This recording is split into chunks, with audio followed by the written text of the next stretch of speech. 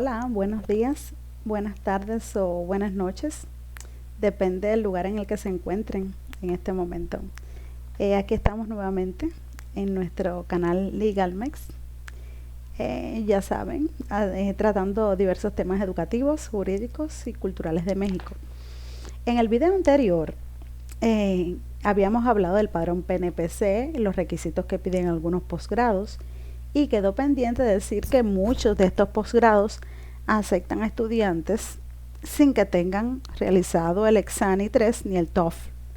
Es decir, que pueden estos estudiantes comenzar a realizar sus estudios de posgrado y posteriormente, es decir, durante el transcurso, pueden en este caso hacer sus exámenes, pero sí es un requisito básico realizar el examen para poder titularse.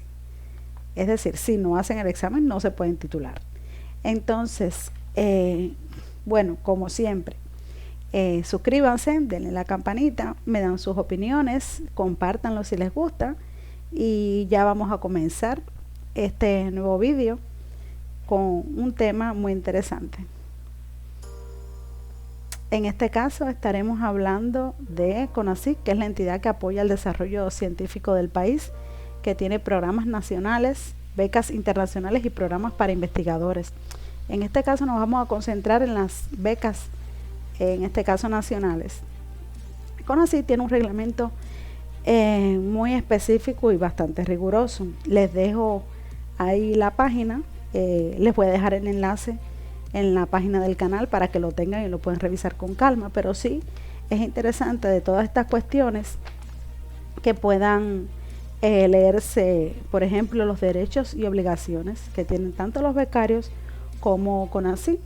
Una de estas obligaciones es justamente la dedicación exclusiva que hay que tener dentro del programa, es decir, que no se pueden realizar actividades remuneradas a no ser que éstas no se excedan de 8 horas, es decir, pueden hacer actividades remuneradas o no, siempre y cuando no excedan de 8 horas. Normalmente lo que hacen los estudiantes es impartir docencia, que realmente no les roba demasiado tiempo, son 1 o 2 horas, y que pueden vincularlo a sí mismo con las materias que están aprendiendo. Otras de las obligaciones que tienen, por ejemplo, porque hay muchas, involucrarse en manifestaciones políticas de ningún tipo, mantener la calidad en cuanto a las evaluaciones, no tener materias reprobadas, en fin. Entonces, CONACYT se compromete a pagar mensualmente, otorgar seguro médico a través del ISSSTE a esposo, esposa e hijos que estén también, es decir, que se hayan vinculado a la página de CONACYT. Después vamos a hablar de esto. En definitivas, es a grandes rasgos lo que tiene el reglamento. También se habla de la vigencia de las becas. Hay de 60 meses, de 48 meses, de 24, y hay algunas excepciones, en este caso las especialidades médicas, que sí están en dependencia de lo que diga la institución. Entonces ya esa parte ya es un poco más específica. Hay periodos, en este caso los periodos de invierno y verano para las postulaciones. El invierno es de enero a junio, el de verano es de agosto a noviembre. Digo esto porque se suele confundir la etapa de la convocatoria que se pone por las universidades y el momento en que se hacen las postulaciones a CONACYT, y son dos momentos independientes. Uno es para que el estudiante pueda aplicar a la convocatoria que hace específicamente la universidad, y la otra es luego de ser aceptado por esta universidad toda la documentación y todo el proceso que se debe llevar ante CONACYT para que le sea en este caso aceptada su beca en definitivas y que le sea pagado. Hay mucha preocupación, me han escrito preguntándome, bueno, pero hay muchas cosas que hay que pagar. Sí, es verdad, hay muchas cosas que hay que pagar y que no cubre la remuneración. ¿Qué no cubre? Fíjense, por ejemplo, los cursos propedéuticos, eso no lo cubre la beca, ni las inscripciones, ni colegiaturas, ni la infraestructura que muchas, es decir, casi siempre este acápite de infraestructura lo tienen los posgrados profesionales. Tampoco cubre un examen de colocación de inglés, por ejemplo, ni el examen, ni el TOEFL, tampoco los costos por presentación de tesis, ni la impresión de la tesis, ni tampoco el pago por la revalidación de títulos. En este caso hay materias, especialidades, por ejemplo, de las ciencias sociales, que sí se solicita la revalidación de títulos. Tampoco el pago por emisión de cédula en el caso de los estudiantes que culminen sus estudios en Derecho y que para trabajar por necesidad deben llegar a las instituciones con una cédula, tampoco lo cubre la beca. Entonces hay que dejar siempre una reserva de dinero para poder hacer todos estos pagos. A ver, no siempre van a coincidir todos los pagos de todo esto. A ver, por ejemplo, te puedes encontrar un posgrado que no tenga cursos propedéuticos, que solo sea pagar inscripción, colegiatura, las materias, el examen y el TOEFL y todo lo demás que dice ahí.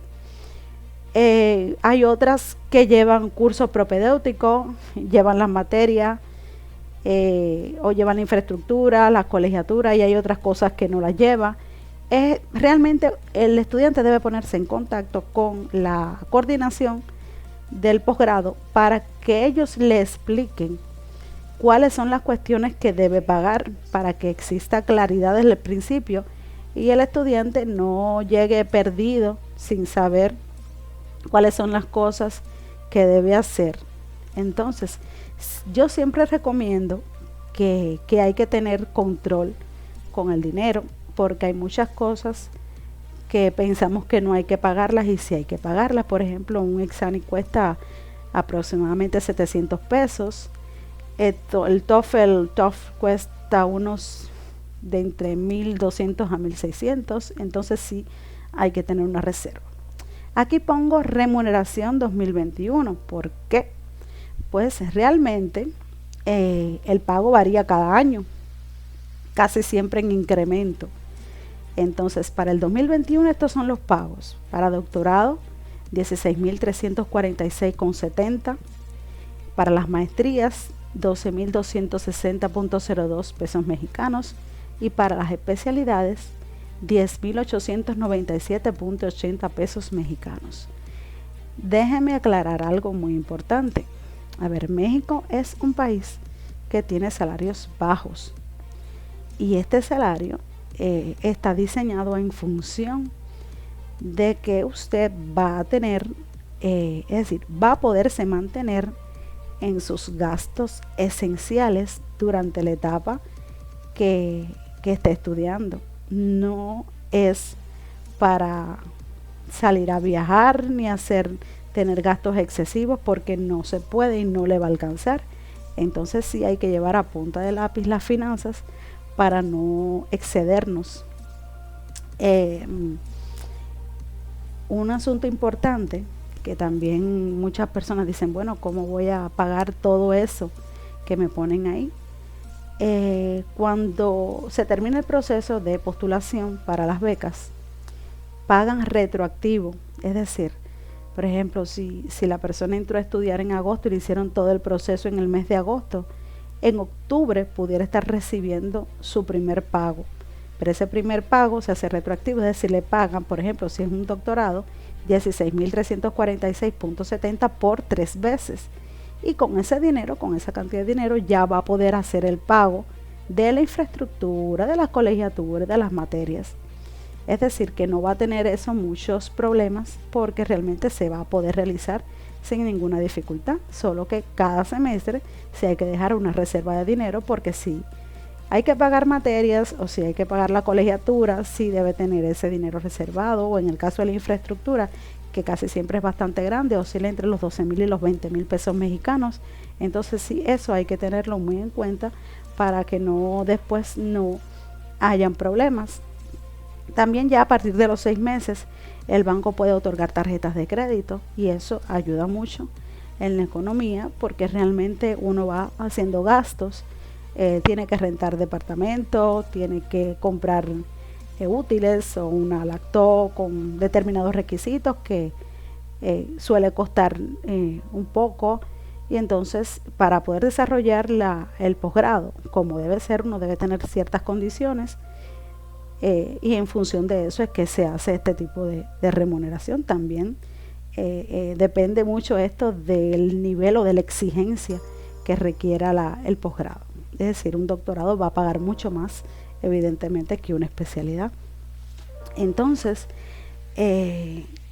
tenía que darle una noticia que lo conocí ayer, es decir, hubo cambios en el padrón PNPC.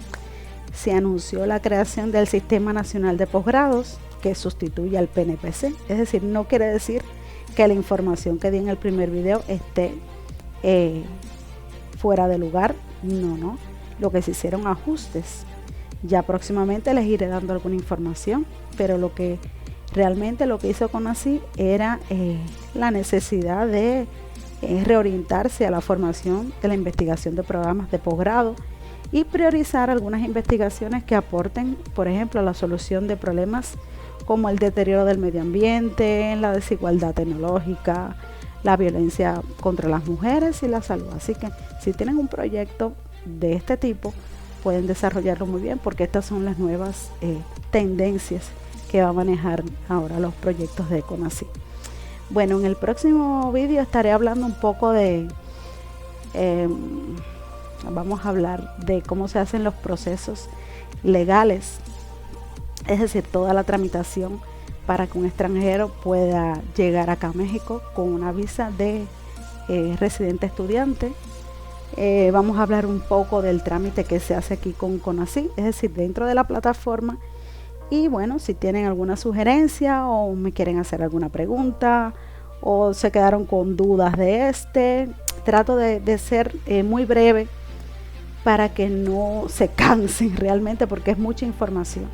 Entonces sí, les pido entonces que se suscriban, que me den un like, que lo compartan, que le den la oportunidad a otras personas de que esta información llegue a ellos, que muchas personas no lo saben. Esta es una oportunidad para estudiar, para conocer otras culturas, para aprender, para desarrollarse profesionalmente, así que no pierdan esta oportunidad. Entonces nos vemos en el próximo vídeo. Que tengan un día excelente, cuídense mucho y nos vemos.